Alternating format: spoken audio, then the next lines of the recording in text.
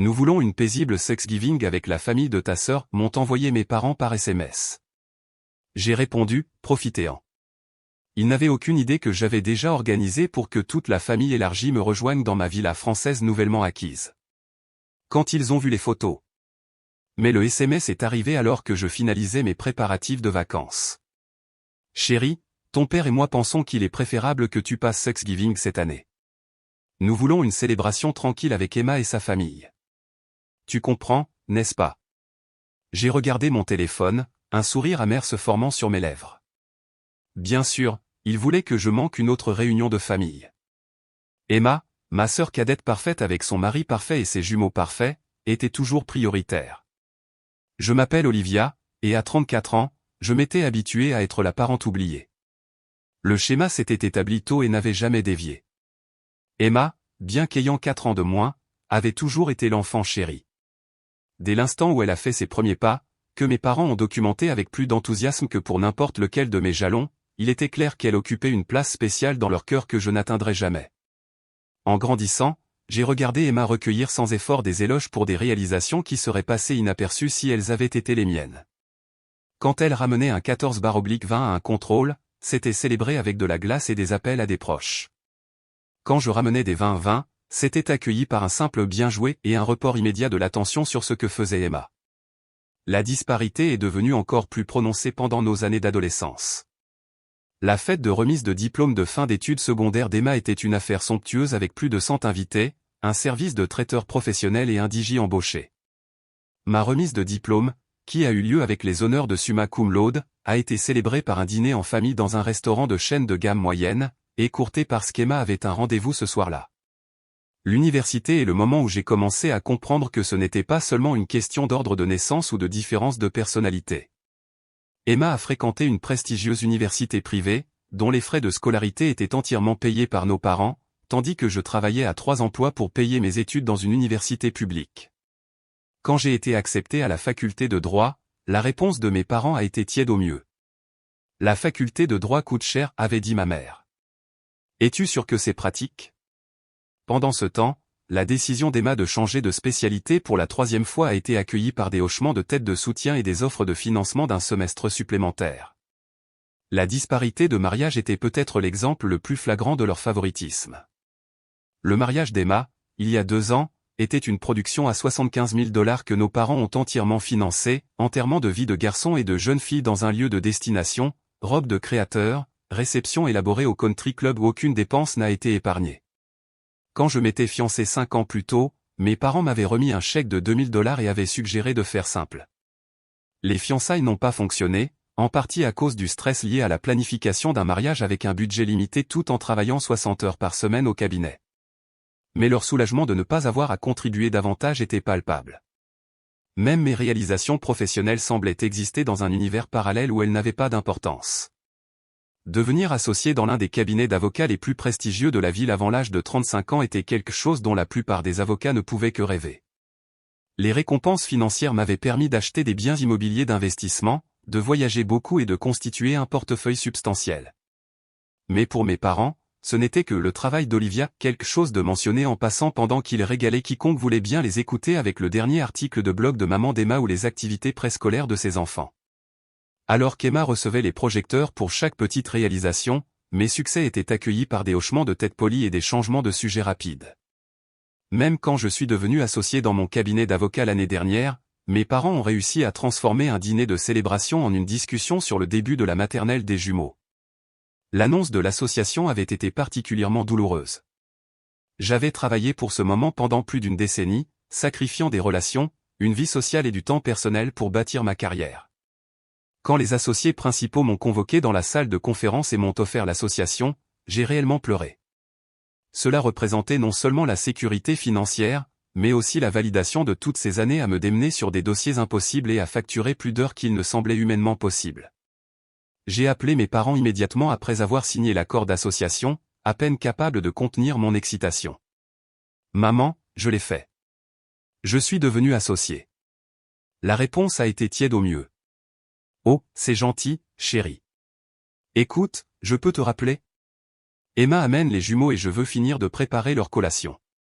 Quand j'ai finalement réussi à leur faire accepter un dîner de célébration, j'espérais quelque chose de spécial. Au lieu de cela, ils ont choisi un restaurant qu'Emma aimait, ont passé les 20 premières minutes à discuter des horaires de sommeil des jumeaux, et quand j'ai essayé d'expliquer ce que signifiait l'association ou les années de travail, les implications financières, la reconnaissance professionnelle, ma mère m'a interrompu pour partager une histoire sur quelque chose de mignon qu'un des jumeaux avait fait ce matin-là.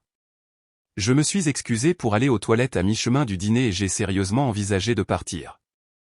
Mais je suis resté, j'ai souri et j'ai acquiescé pendant encore une heure de conversation égocentrique, tout en laissant mes documents d'association intacts dans ma mallette, la plus grande réalisation de ma vie professionnelle réduite à un bruit de fond. Bien sûr, maman. Passé un excellent moment, ai-je répondu, mes doigts fermes, malgré la douleur qui montait dans mon estomac. Ce qu'ils ne savaient pas, c'est que leur SMS venait de confirmer ma décision concernant la surprise que je planifiais. Il y a 8 mois, j'ai acheté une magnifique villa sur la Côte d'Azur, une initiative que j'ai gardée secrète à ma famille proche. La propriété, avec ses vues à couper le souffle sur la Méditerranée et ses pièces spacieuses, était parfaite pour ce que j'avais en tête. La villa avait été un achat impulsif qui s'est avéré être la meilleure décision que j'ai jamais prise. J'étais en France pour une conférence juridique à Nice, et pendant une pause de week-end, j'avais fait une promenade en voiture le long de la côte. Le panneau immobilier était à peine visible à travers les oliviers, mais quelque chose dans la propriété m'a interpellé. Construite dans les années 1920 par un industriel français, la villa avait été entretenue avec amour par la même famille pendant des décennies avant qu'elle ne décide de la vendre. Au moment où j'ai franchi les portes en fer forgé et que j'ai vu la Méditerranée s'étendre à l'infini au-delà des jardins en terrasse, j'ai su que je devais la voir. La maison elle-même était un chef-d'œuvre d'architecture, murs en pierre de couleur crème, tuiles en terre cuite et baies vitrées qui capturaient tous les angles de la lumière naturelle.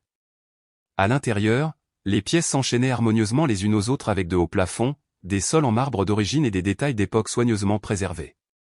La suite principale occupait tout le 3e étage avec une terrasse privée donnant sur la mer et une salle de bain qui ressemblait davantage à un spa de luxe. 8 chambres supplémentaires, chacune avec son propre caractère et sa propre vue, pouvaient accueillir confortablement de grands groupes.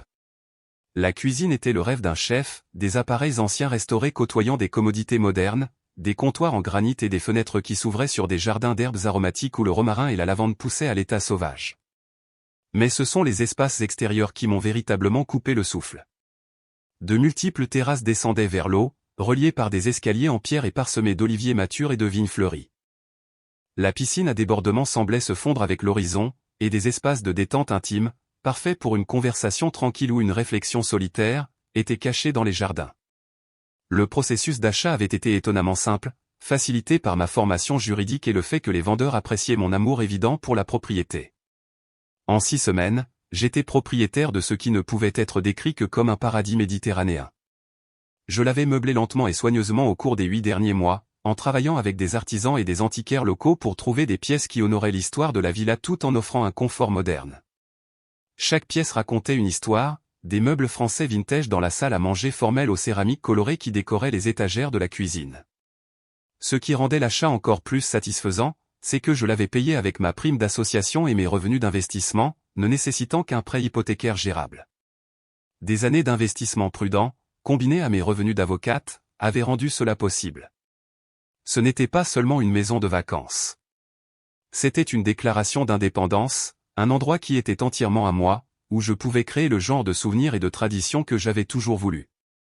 L'ironie ne m'échappait pas que mes parents, qui avaient constamment sous-estimé mes réalisations, n'avaient aucune idée que leur fille soi-disant en difficulté possédait maintenant l'une des plus belles propriétés de la Côte d'Azur. Vous voyez, alors que mes parents et ma sœur vivaient dans leur petite bulle, j'ai entretenu des relations étroites avec notre famille élargie, tante Marie, qui m'a appris à faire des gâteaux quand ma mère était trop occupée avec le récital de danse d'Emma, oncle James, qui a assisté à ma remise de diplôme de droit quand mes parents ont choisi la baby shower d'Emma à la place, des cousins qui se souvenaient réellement de mon anniversaire et célébraient mes réalisations. Ils étaient tous au courant de mes succès, de mes promotions, de mes investissements. Contrairement à mes parents, ils s'intéressaient à ma vie, à mes rêves, à mon parcours. Et quand j'ai mentionné l'idée d'organiser Thanksgiving dans ma nouvelle villa, ils ont été ravis. La relation avec ma famille élargie était devenue de plus en plus importante au fil des ans, surtout à mesure que le fossé entre la façon dont mes parents traitaient Emma et moi s'était creusé. Ses proches avaient observé la dynamique familiale se dérouler lors des réunions et avaient exprimé discrètement leur désapprobation en accordant une attention accrue à moi et à mes réalisations. Tante Marie, la sœur aînée de ma mère, avait été particulièrement supportive. C'est elle qui m'avait appris à cuisiner quand j'avais 12 ans, après que ma mère avait déclaré qu'elle était trop occupée avec les activités d'Emma pour m'inclure dans la préparation des repas. Ces séances de pâtisserie du samedi après-midi étaient devenues certains de mes plus beaux souvenirs d'enfance, mesurer la farine, apprendre à incorporer les blancs d'œufs, partager des histoires pendant que les biscuits cuisaient au four. Oncle James, le frère de mon père, avait servi de figure parentale de substitution pendant de nombreux moments importants. Quand mes parents ont manqué ma remise de diplôme de droit pour la baby shower d'Emma, oncle James a fait 4 heures de route pour assister à la cérémonie. C'est lui qui avait applaudi le plus fort quand mon nom avait été appelé, et il m'avait emmené dîner dans un restaurant coûteux par la suite pour célébrer dignement. Tes parents ne savent pas ce qu'il manque, avait-il dit ce soir-là. Mais moi, je le sais, et je suis fier de toi. Les cousins étaient devenus comme des frères et sœurs pour moi, les frères et sœurs que j'aurais aimé avoir en grandissant. Ils se souvenaient de mon anniversaire avec des cadeaux attentionnés, me demandaient des nouvelles de mes affaires, célébraient mes victoires et compatissaient à mes défaites. Quand j'avais mentionné l'achat de la villa lors d'une conversation de groupe familial, leur enthousiasme avait été immédiat et sincère. « Tu es sérieuse ?» avait écrit cousine Sarah. « Tu as acheté une maison en France ?» « Pas seulement une maison » avais-je répondu, en partageant quelques photos. « Une villa avec de la place pour tout le monde. » Les réponses avaient afflué, des émojis de cœur, des félicitations et des demandes immédiates de détails sur la visite. C'est alors que l'idée de Thanksgiving s'est cristallisée. Pourquoi ne pas réunir les personnes qui m'apprécient réellement dans un endroit qui créerait des souvenirs inoubliables? Quand j'ai lancé l'idée d'organiser Thanksgiving à la villa, la réponse a été écrasante. Des tantes et des oncles, qui passaient généralement les vacances à écouter les louanges incessantes de mes parents à l'égard d'Emma, se lançaient soudainement dans des projets de voyages internationaux. Des cousins faisaient des recherches sur les vols et coordonnaient les horaires. Même les adolescents de la famille étaient enthousiastes à l'idée de vacances qui signifiaient généralement endurer des conversations ennuyeuses d'adultes. La planification a pris une ampleur considérable. Les membres de la famille faisaient des recherches sur les activités, partageaient des tableaux Pinterest d'idées de Thanksgiving à la française et créaient des conversations de groupe consacrées à la coordination des tenues pour les photos. L'excitation était contagieuse, et pour la première fois depuis des années, j'attendais avec impatience des vacances en famille. J'ai repris mon téléphone, cette fois pour vérifier la conversation de groupe avec la famille élargie. L'excitation était palpable.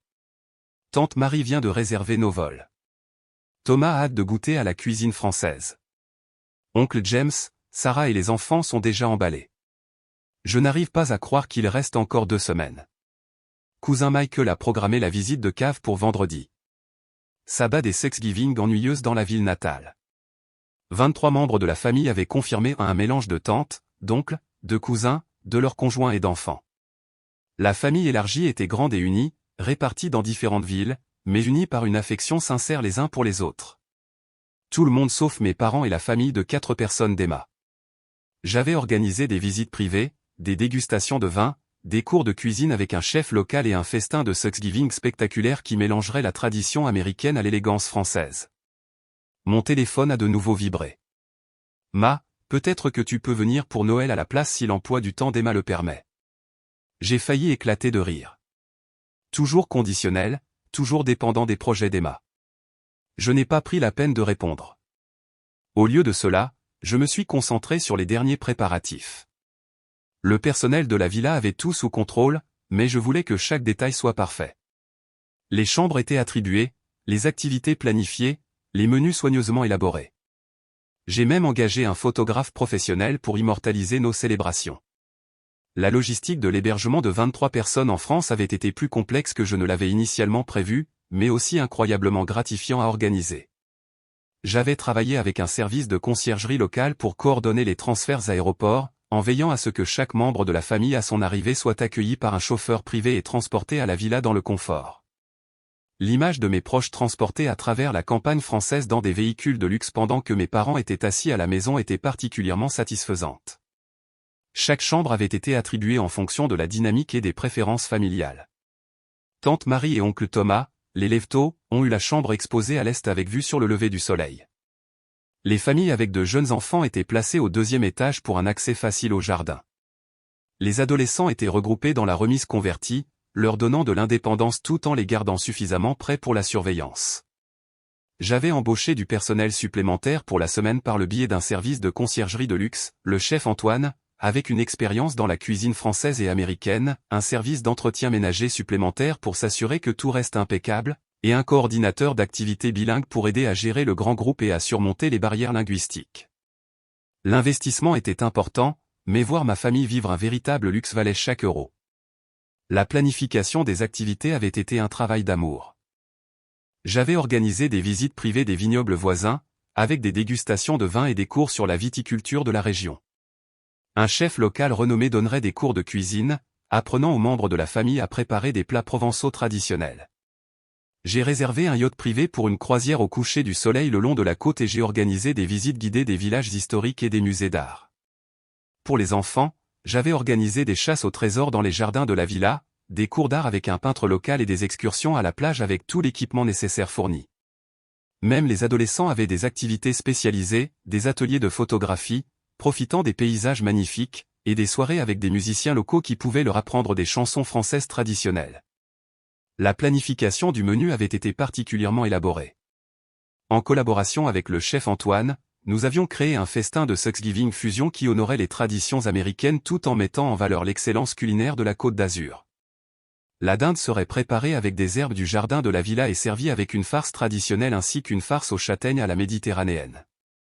Les fruits de mer locaux compléteraient le repas, des huîtres fraîches, de la bouillabaisse et du poisson grillé pêché le matin même.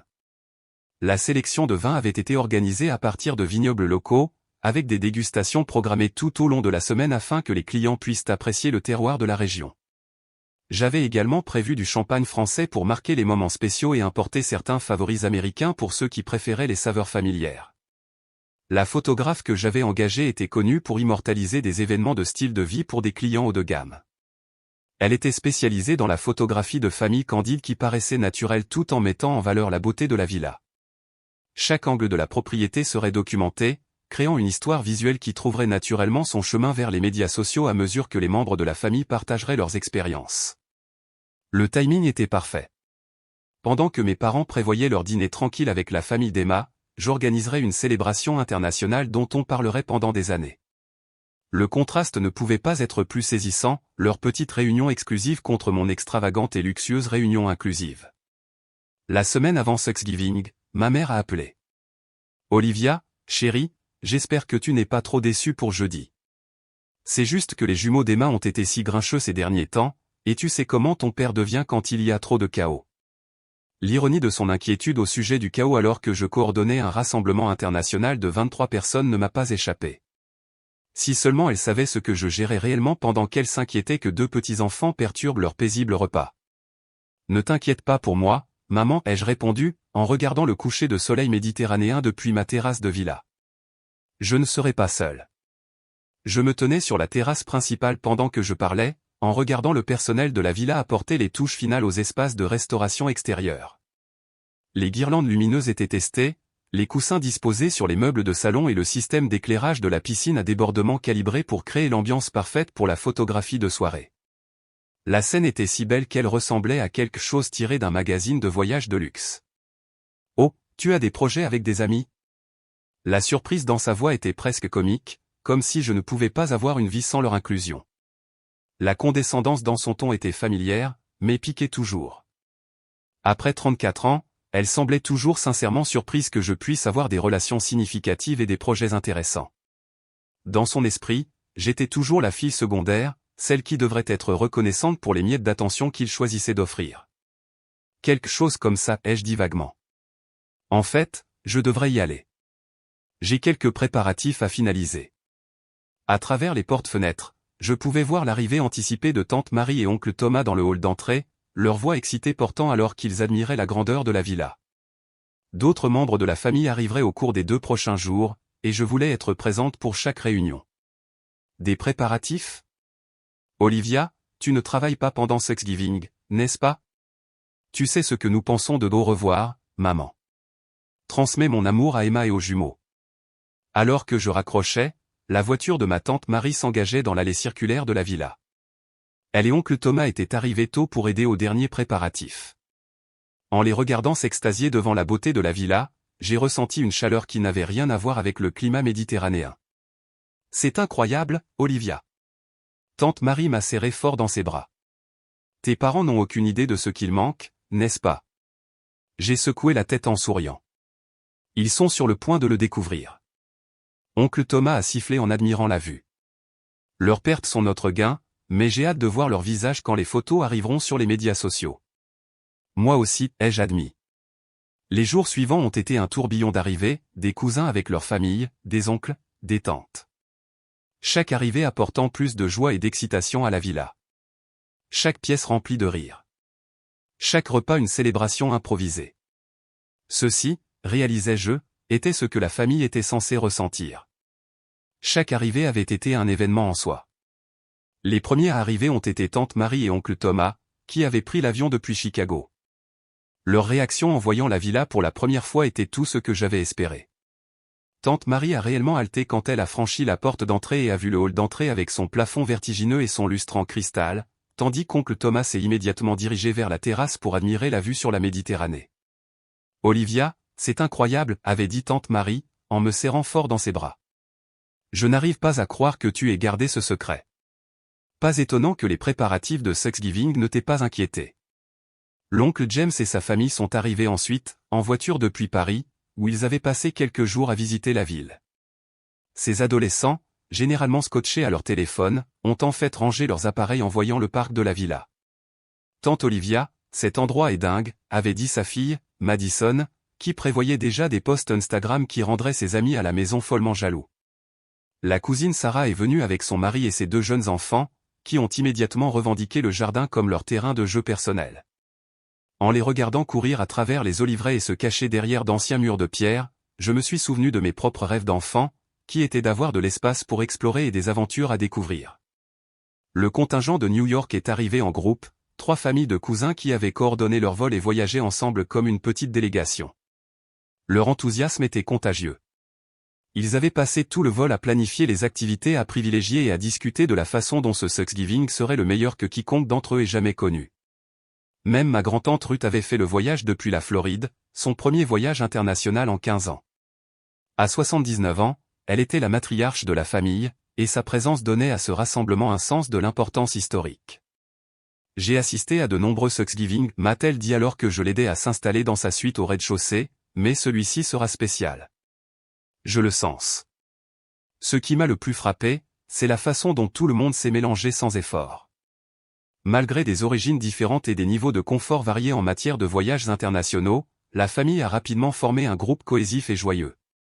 Les conversations allaient et venaient entre les générations, les activités incluaient naturellement tout le monde, et il y avait un courant sous-jacent d'appréciation de faire partie de quelque chose d'extraordinaire. Les adolescents ont gravité les uns vers les autres, mais ont quand même engagé la conversation avec les adultes. Les jeunes enfants ont trouvé des camarades de jeu parmi leurs cousins et ont adopté tous les adultes comme une tante ou un oncle de substitution. La génération du milieu a travaillé ensemble sur la préparation des repas et la coordination des activités, tandis que les membres plus âgés de la famille ont partagé des histoires et de la sagesse depuis des sièges confortables offrant les meilleures vues. C'était un contraste frappant avec les rassemblements de familles typiques à la maison, où les conversations semblaient souvent forcées et où les activités étaient planifiées en fonction des horaires et des préférences des enfants d'Emma. Ici, la dynamique était organique et inclusive.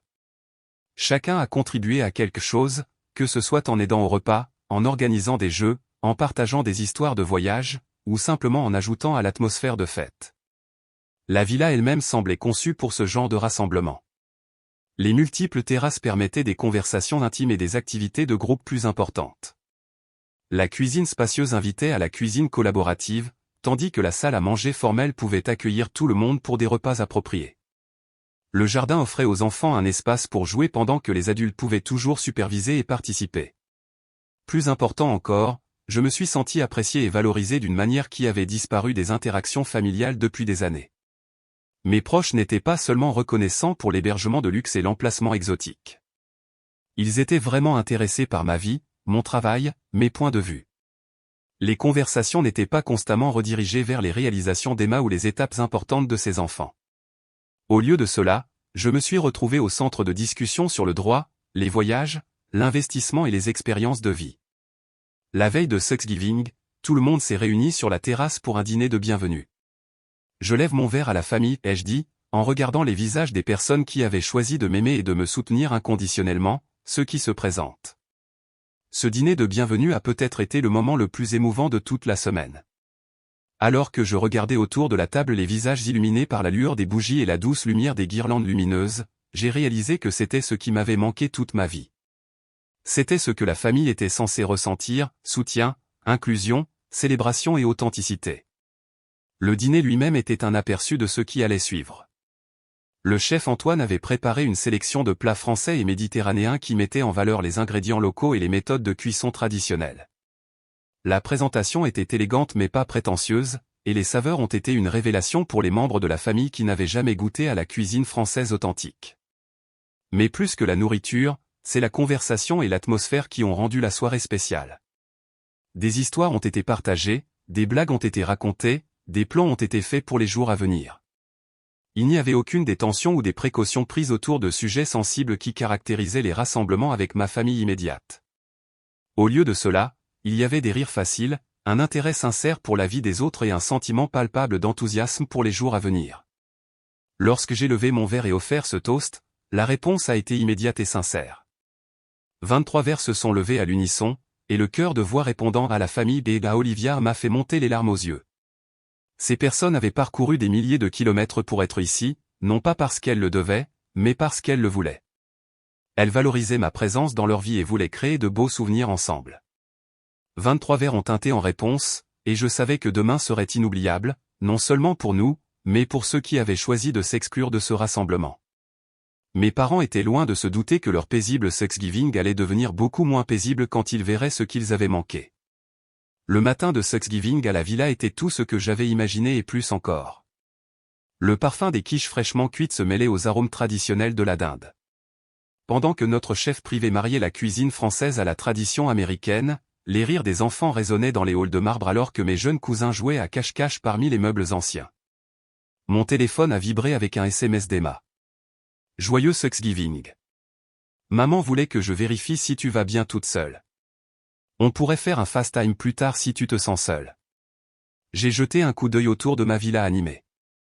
Tante Marie et cousine Sarah arrangeaient des fleurs dans la salle à manger, leur discussion animée sur les arrangements de table étant ponctuée de rires fréquents. L'oncle James apprenait aux adolescents à jouer à la pétanque dans le jardin, tandis que d'autres membres de la famille aidaient dans la cuisine ou exploraient le village. Seul? Je ne m'étais pas senti déconnecté depuis des années. Merci, mais je suis assez occupé, en fait. Profitez de votre célébration tranquille, ai-je répondu, ajoutant un smiley pour faire bonne mesure.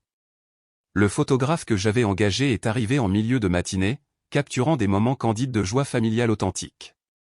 Chaque cliché était parfait, la terrasse ensoleillée donnant sur la Méditerranée, les cousins partageant des histoires autour d'un verre de vin, les enfants jouant dans les jardins soignés et le festin élaboré en cours de préparation dans la cuisine gastronomique. Ces photos sont dignes d'un magazine, a commenté le photographe, me montrant quelques clichés préliminaires. L'éclairage, l'emplacement, le bonheur authentique sur tous les visages. C'est magique. Vers midi, mon téléphone a sonné. C'était maman. Olivia, es-tu sûre de ne pas vouloir te joindre à nous pour le dessert plus tard? Emma prépare sa fameuse tarte à la citrouille. Je suis sorti sur mon balcon privé, regardant l'oncle James apprendre à mon plus jeune cousin à lancer correctement une boule de pétanque. En fait, maman, je suis en train d'organiser un déjeuner. Je peux te rappeler. Organiser. Mais je pensais. Le son des rires des enfants et de la conversation animée a dû passer à travers le téléphone parce qu'elle s'est arrêtée. Où es-tu exactement? En France, ai-je répondu simplement. Sur la Côte d'Azur, pour être précis. J'ai acheté une villa ici il y a 8 mois. Le silence à l'autre bout du fil était assourdissant. Tu as acheté une villa en France? Sa voix avait monté d'un cran. Pourquoi tu ne nous l'as pas dit? Pourquoi le ferais-je? Vous avez clairement indiqué que ma vie n'était pas une priorité. De plus, je ne voulais pas perturber vos paisibles préparatifs de Thanksgiving. Plus de silence, puis, qui organises-tu? Oh, juste la famille. Tante Marie et oncle Thomas, oncle James et son équipe, tous les cousins et leurs enfants. Tout le monde sauf toi, papa et Emma. En fait, Ils sont là depuis toute la semaine. Nous avons fait des dégustations de vin, des cours de cuisine, visité les villages. C'était merveilleux. Je pouvais pratiquement entendre son esprit s'emballer, calculant tous les membres de la famille qui avaient choisi ma célébration plutôt que leurs plans habituels de Thanksgiving. Toute la semaine, a-t-elle balbutié. Mais ils viennent toujours chez nous pour Thanksgiving. Les choses changent, maman. Parfois, les gens préfèrent être là où ils sont vraiment désirés. Ce n'est pas juste, Olivia. Nous voulions juste un tranquille. Je dois y aller, maman. Le photographe veut prendre quelques photos de groupe avant le déjeuner, et le chef Antoine est sur le point de servir le premier plat. J'ai mis fin à l'appel et je me suis retourné pour trouver tante Marie debout dans l'encadrement de la porte, un sourire entendu sur son visage. « Laisse-moi deviner », a-t-elle dit. Catherine a finalement réalisé ce qu'elle manquait? J'ai hoché la tête, acceptant son étreinte chaleureuse. Elle l'a fait. Bien, a dit fermement tante Marie. Peut-être que la prochaine fois, ils réfléchiront à 2 fois avant de t'exclure. Le reste de l'après-midi a été un festin pour tous les sens. Le chef Antoine s'est surpassé avec un menu qui mariait les plats traditionnels de Thanksgiving avec la cuisine de la Côte d'Azur. La dinde était parfaitement cuite, accompagnée à la fois d'une farce classique et de spécialités méditerranéennes. Le vin coulait à flot, chaque plat étant associé à des sélections de vignobles voisins. Alors que nous nous rassemblions autour de la longue table sur la terrasse, le soleil couchant peignant le ciel d'orange et de roses éclatants, je n'ai pas pu m'empêcher de ressentir de la gratitude. Pas pour l'exclusion de mes parents, mais pour le rappel qu'elle m'avait donné de ce que signifie la vraie famille. Mon téléphone n'arrêtait pas de vibrer, des SMS d'Emma, d'autres appels de maman, et même un de papa. Mais je les ai tous ignorés. Au lieu de cela, je me suis concentré sur le moment présent, l'oncle James racontant des histoires embarrassantes sur ses années universitaires, les cousins planifiant les aventures de demain, les enfants volant des desserts supplémentaires quand leurs parents ne regardaient pas. Le photographe a tout capturé. Chaque clic de son appareil photo préservant les souvenirs de ce qui allait devenir notre nouvelle tradition. Parce qu'en regardant la joie autour de moi, je savais que ce ne serait pas un événement ponctuel. C'était le début de quelque chose de spécial. Alors que la soirée touchait à sa fin, j'ai finalement vérifié mon téléphone. Parmi les appels manqués et les SMS, il y avait une notification indiquant qu'Emma avait essayé de m'ajouter à sa liste d'amis proches Instagram, ce qu'elle n'avait jamais fait auparavant. J'ai souri, sachant ce qui allait arriver. Demain, lorsque les photos du photographe commenceraient à apparaître sur les réseaux sociaux, lorsque la famille élargie commencerait à partager ses histoires et ses photos de notre magnifique Thanksgiving français, mes parents comprendraient vraiment ce que leur désir de paix et de tranquillité leur avait coûté. Mais ça, c'était le drame de demain. Ce soir, j'avais une famille avec qui célébrer. Une famille qui avait choisi d'être ici, choisi d'inclure plutôt que d'exclure, choisi de créer des souvenirs ensemble dans ce bel endroit. Et ça, c'était quelque chose dont il fallait vraiment être reconnaissant. Le lendemain de Thanksgiving, je me suis réveillé au son des vagues et des bavardages enthousiastes venant du jardin. À travers les portes de mon balcon, je pouvais voir plusieurs cousins qui prenaient déjà leur petit déjeuner sur la terrasse pendant que les enfants se poursuivaient autour de la fontaine. Mon téléphone avait explosé pendant la nuit. Le photographe avait livré le premier lot de photos et, comme prévu, tout le monde avait commencé à les partager sur les réseaux sociaux. Les images étaient magnifiques, dîner au coucher du soleil sur la terrasse, enfants jouant dans le jardin méditerranéen, élégante table dressée avec la mer en toile de fond et d'innombrables clichés candides de joie familiale authentique. Tante Marie avait publié un album intitulé « Un Thanksgiving inoubliable » avec une légende qui disait « Quand une porte se ferme, une autre s'ouvre sur la Côte d'Azur ». Merci, Olivia, de nous avoir montré ce que les célébrations en famille devraient être. Les mentions j'aime et les commentaires affluaient, y compris ceux du cercle social de mes parents.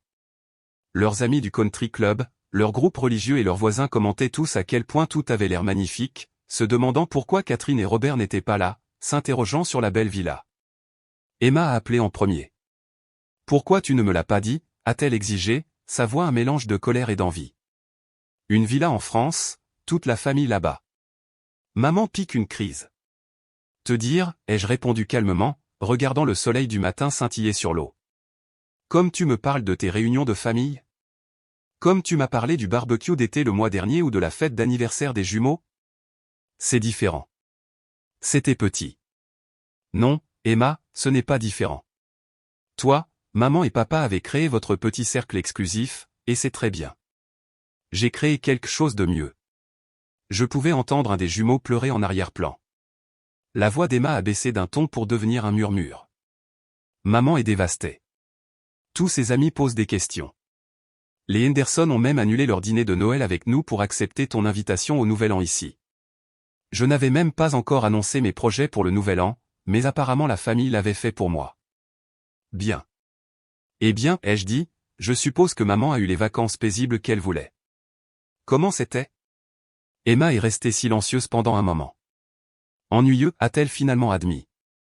Papa s'est endormi en regardant le football. Les jumeaux étaient grincheux, et maman n'arrêtait pas de vérifier son téléphone toutes les 5 minutes après ton appel. Ce n'était pas comme Thanksgiving devrait être. Non, ai-je convenu. Ce n'était pas le cas. Après avoir raccroché, j'ai rejoint la famille pour le petit déjeuner. L'oncle James organisait une excursion en bateau pour l'après-midi, tandis que tante Marie et cousine Sarah prévoyaient une excursion dans les marchés locaux, les enfants débattaient entre la plage et la piscine, et quelqu'un suggérait un pique-nique dans le vignoble. Puis mon père a appelé. Princesse, a-t-il commencé, utilisant sa voix de négociateur, celle qu'il utilisait autrefois quand il voulait que je renonce à mes plans pour le bien d'Emma. Ta mère et moi avons discuté. Papa, je suis en fait en train de partir pour une excursion en bateau avec la famille. Est-ce que ça peut attendre? C'est ce dont nous voulons discuter. L'unité familiale. Ta mère est très contrariée par tout ça. J'ai regardé ma vraie famille se préparer pour leur journée, riant et planifiant ensemble. Je suis sûr qu'elle l'est, papa. Mais tu sais quoi? J'étais contrarié aussi. Chaque fois que vous m'excluez, chaque fois que mes réalisations sont négligées, chaque fois que les besoins d'Emma passent en premier. La différence, c'est que j'ai fait quelque chose de positif avec ce sentiment. Mais acheter une villa, organiser Thanksgiving sans nous le dire? Comme vous avez planifié des vacances sans me le dire? Ça ne fait pas du bien, n'est-ce pas? Il est resté silencieux pendant un moment. Non, a-t-il finalement dit, ça ne fait pas du bien. Profitez de votre week-end paisible, papa. Je dois y aller. L'oncle James attend. Les jours suivants ont été un tourbillon d'activités, de rires et de création de souvenirs. D'autres photos sont apparues sur les réseaux sociaux, notre excursion en bateau le long de la côte, dégustation de vin dans un vignoble historique, cours de cuisine avec le chef Antoine, dîner au coucher du soleil dans le village. Les téléphones de mes parents n'arrêtaient pas de sonner avec des amis qui posaient des questions sur la villa française qu'ils n'avaient jamais vue, la réunion de famille qu'ils avaient manquée, la fille qu'ils avaient apparemment sous-estimée. Une semaine plus tard, alors que la famille se préparait à partir, tante Marie m'a serré fort dans ses bras. Tu sais, ils essaieront de s'inviter pour Noël, a-t-elle dit. J'ai hoché la tête. Je sais, mais Noël est déjà prévu. J'emmène tout le monde dans mon chalet dans les Alpes suisses. Elle a reculé, les yeux écarquillés. Tu as un chalet, aussi? Je l'ai acheté au printemps dernier, ai-je souri. Je pense qu'il est temps de créer une nouvelle tradition de vacances, n'est-ce pas? Alors que je faisais mes adieux aux derniers membres de la famille en partance, mon téléphone a vibré avec un SMS de maman. Chérie, à propos de Noël, ton père et moi avons pensé. Je l'ai laissé non lu. Laissez-les penser. Laissez-les se demander. Laissez-les enfin comprendre ce que ça fait d'être à l'extérieur et de regarder à l'intérieur. Parce que parfois, la meilleure revanche n'est pas d'obtenir satisfaction. C'est de créer quelque chose de si merveilleux que ceux qui vous ont exclus ne peuvent que regarder et regretter leur choix. Et alors que je me tenais sur ma terrasse à regarder le coucher de soleil sur la Méditerranée et à planifier Noël en Suisse, je savais que je n'aurais plus jamais à passer de vacances à me sentir indésiré ou négligé. J'ai construit mes propres traditions avec une famille qui a choisi d'être là dans des endroits qui leur ont coupé le souffle, et cela valait plus que n'importe quel dîner paisible et tranquille que mes parents pourraient jamais planifier sans moi.